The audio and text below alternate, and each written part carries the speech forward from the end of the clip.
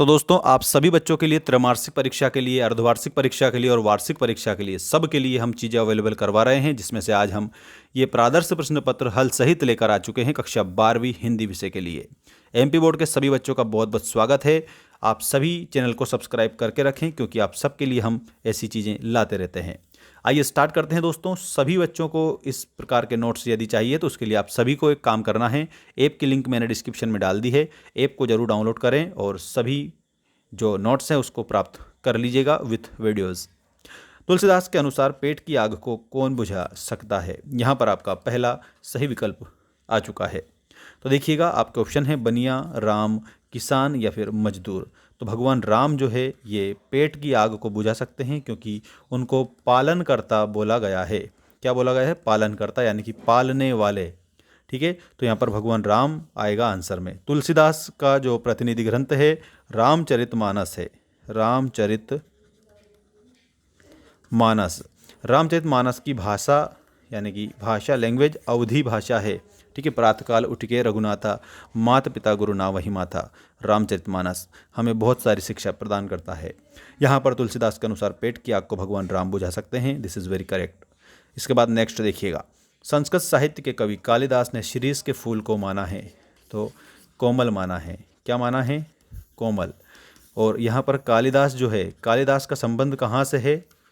तो उज्जैन से है। ठीक है, और विक्रमादित्य के सभा कवि माने जाते हैं ये।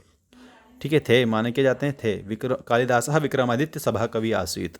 देखिएगा, मोहनजोदड़ो के अजायब घर में तैनात व्यक्ति का नाम था। तो यहाँ पर याद रखिएगा, मोहनजोदड़ो के अजायब घर में तैनात व्यक्ति का नाम अली नवाज था। ये अली नवाज आपको आंसर इसमें करना रहेगा।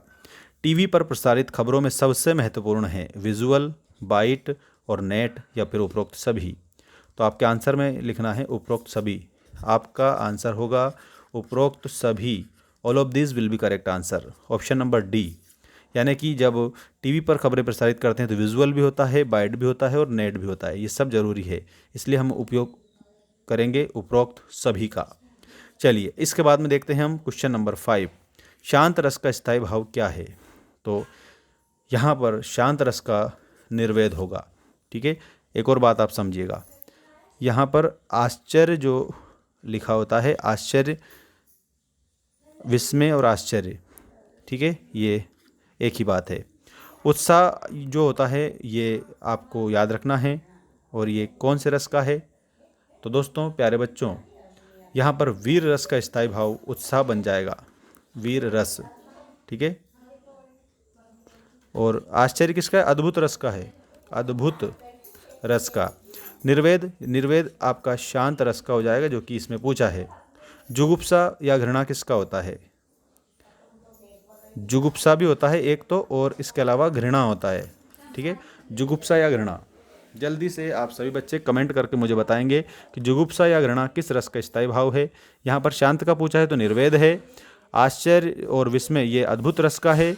उत्साह स्थायी भाव वीर रस का है। अब एक मैं प्रश्न आपसे पूछता हूँ, जुगुप्सा या घृणा किस रस का स्थायी भाव है? जल्दी से आप सभी बच्चे कमेंट करेंगे, और आप सभी की कमेंट में पढ़ के आंसर जिसका सही रहेगा उसको हमारी तरफ से हार्ट मिलेगा, तो पता चल जाएगा कि सर ने हमारा आंसर देखा है और सही बता दिया है। ठीक है, देखो इतनी देर मत लगाओ। यहाँ पर विभत्स जो रस होता है, विभत्स रस का स्थायी भाव होता है जुगुप्सा या घृणा। तो आपको क्या लिखना है? विभत्स रस, इसका स्थायी भाव होता है जुगुप्सा या घृणा। दोस्तों अब एक बात सुनिएगा, अगर आपसे पूछते हैं विभाव के कितने भेद होते हैं, 2 बताना। आपसे पूछते हैं अनुभाव के कितने होते हैं, अनुभाव, तो अनुभाव के 4 बताना। आपसे पूछते हैं संचारी भाव की संख्या कितनी है, तो उसमें आपको 33 बताना। अगर आपको पूछा है स्थायी भाव की संख्या कितनी है मुख्य रूप से, तो 10 है। ठीक है, और प्रथम रस कौन सा है? श्रृंगार रस है, इसको रसराज भी कहा जाता है, श्रृंगार रस को रसराज कहा जाता है। 10वां रस कौन सा है? 10वां रस, तो 10वां रस है वात्सल्य, वात्सल्य रस 10वां रस है। वात्सल्य रस के सम्राट कौन है? सूरदास हैं, सूरदास वात्सल्य रस के सम्राट हैं। ऐसे आपको बताना है। शांत रस का स्थायी भाव पूछा है तो निर्वेद विल बी करेक्ट आंसर। शब्द शक्ति के भेद माने गए हैं 3। कौन कौन से हैं इसमें? अभिधा, लक्षणा और व्यंजना, ये शब्द शक्ति के 3 भेद हैं। ठीक है। सामान्य अर्थ बताने वाली जो शक्ति है वो अभिधा है।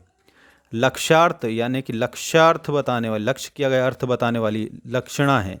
व्यंजना यानी अभिव्यंजित अर्थ बताने वाली शब्द शक्ति को क्या बोला जाएगा? व्यंजना बोला जाएगा। ठीक है, यहाँ पर शब्द शक्ति के 3 भेद, अभिधा, लक्षणा, व्यंजना।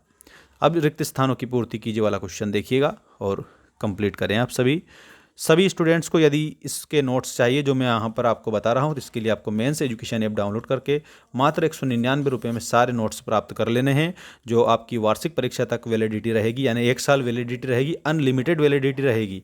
अगर 12वीं पढ़ने के बाद में आप किसी दूसरे को भी एक्सेस देना चाहते हो तो उसको दे सकते हैं। 1 साल तक यानी 365 दिन तक की वैलिडिटी है। ठीक है, तो उनका भी भला हो जाएगा। रिक्त स्थानों की पूर्ति उचित शब्द चयन कर कीजिए। में उषा का अर्थ है, तो उषा का अर्थ होता है भोर। लुट्टन को अपना गुरु मानता था, तो लुट्टन ढोलक को अपना गुरु मानता था। मोहनजोदड़ो से सिंधु नदी की दूरी पर बहती थी। दोस्तों ये बात आप सभी बच्चों को याद रखनी है। कितने? 5 किलोमीटर की दूरी पर बहती थी। रेडियो नाटक में पात्रों की जो संख्या है वो बहुत कम होती है। जब 15 से 30 मिनट का होता है तो फिर कमी होगी। रचना के आधार पर वाक्य के कितने भेद होते हैं? 3 भेद होते हैं। अर्थ के आधार पर 8 होते हैं, ध्यान रखना। संचारी भावों की संख्या अभी हमने बात करी थी, 33 है। विभाव आलंबन उद्दीपन 2 हैं। अनुभाव 4 है। कायिक मानसिक सात्विक आहार्य, और 10 रस हैं। 10 ही का स्थायी भाव 10 होता है, ऐसा याद रखना। सही जोड़ी बनाइए वाला क्वेश्चन आपकी स्क्रीन के सामने आ चुका है। अब मैं आपको सही जोड़ी बनाकर बता रहा हूँ। यदि आपको नोट्स चाहिए तो आप सभी स्टूडेंट्स ऐप को जरूर डाउनलोड करें। मैं ऐप की इसलिए भी कह रहा हूँ क्योंकि आपके लिए मैंने वहाँ पर इंग्लिश सब्जेक्ट के नोट्स भी अवेलेबल करवा दिए हैं, जिसमें टॉप मोस्ट इंपॉर्टेंट क्वेश्चंस देखने को वहाँ पर आपको मिल जाएंगे। हालावादी कवि हरिवंश राय बच्चन हैं। हरिवंश राय बच्चन का जन्म 1907 में होता है, ये भी आपको याद रखना है। ठीक है, मधुबाला, मधुशाला, मधुकलश, निशा निमंत्रण हरिवंश राय बच्चन की रचनाओं में शामिल की गई है। इंद्र सेना का मतलब होता है इंद्र की सेना। ड्रेसिंग गाउन ये एक प्रकार का उपहार होता है, तो यहाँ पर आपको उपहार लिखना है। संपादकीय जो पृष्ठ है उसको अखबार की आवाज़ बोला जाता है। रसराज यानी कि श्रृंगार रस को रसों का राजा यानी रसराज कहा जाता है। संदेह या शंका का जो भाव है वो संदेहवाचक वाक्य में होता है। और चित्रकार चितेरा होता है, इसमें आपको चितेरा याद रखना रहेगा। इस तरीके से आप इस जोड़ी को मिलाएंगे। और सभी बच्चे चैनल को सब्सक्राइब करके रखना ताकि आपको सारी अपडेट भी मिलती रहे। और इसके बाद में एक शब्द एक वाक्य में उत्तर दीजिए वाला क्वेश्चन आपकी स्क्रीन के सामने आ चुका है। देखिएगा पहला क्वेश्चन, बच्चे किसकी प्रत्याशा में होंगे? तो यहाँ पर माता की यानी अपनी माँ के आने की प्रत्याशा में है। श्रम विभाजन किस समाज की आवश्यकता है? तो आधुनिक सभ्य समाज की। आधुनिक सभ्य समाज की। नेक्स्ट देखिए, आनंद यादव का मन किस बात के लिए तड़पता था? पाठशाला जाने के लिए। पाठशाला जाने के लिए। किसी घटना, समस्या, मुद्दे की गहन छानबीन और विश्लेषण को कहते हैं? तो विशेष रिपोर्ट इसको बोला जाता है। विशेष रिपोर्ट। जिस काव्य में छंदों का पूर्वापर संबंध ना हो उसे क्या कहते हैं? तो उसको मुक्तक काव्य कहते हैं। मुक्तक काव्य। ऐसा लघु वाक्यांश जिसके प्रयोग से भाषा में सौंदर्य उत्पन्न होता है क्या कहलाता है? मुहावरा कहलाता है। मुहावरा। निरर्थक शब्द युग्म का कोई एक उदाहरण? तो अंट शंट। अंट शंट ये निरर्थक शब्द युग्म का एक उदाहरण है।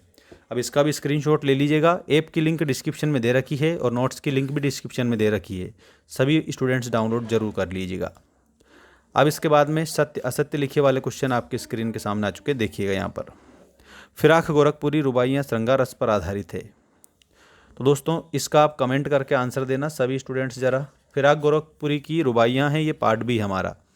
जैनेंद्र कुमार ने अर्थशास्त्र को अनीति शास्त्र की संज्ञा दी है। तो यहाँ पर आप सभी स्टूडेंट्स को क्या लिखना है? सत्य लिखना है।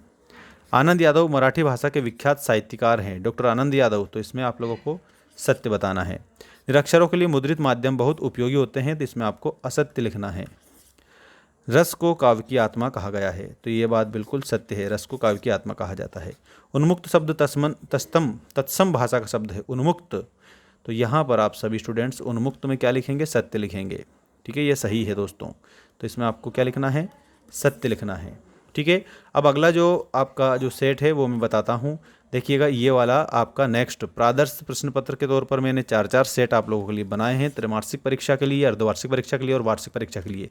इस तरीके से 12 क्लास के लिए यहाँ पर आपके कितने हो जाएंगे, तो 12 सेट हो जाएंगे। ठीक है, इनको लगा लिया ना तो 79 प्लस नंबर आएंगे 80 में से, याद रखना। ऐप को डाउनलोड कर लेना, सब PDF वहाँ पर अवेलेबल करवा दिए हैं।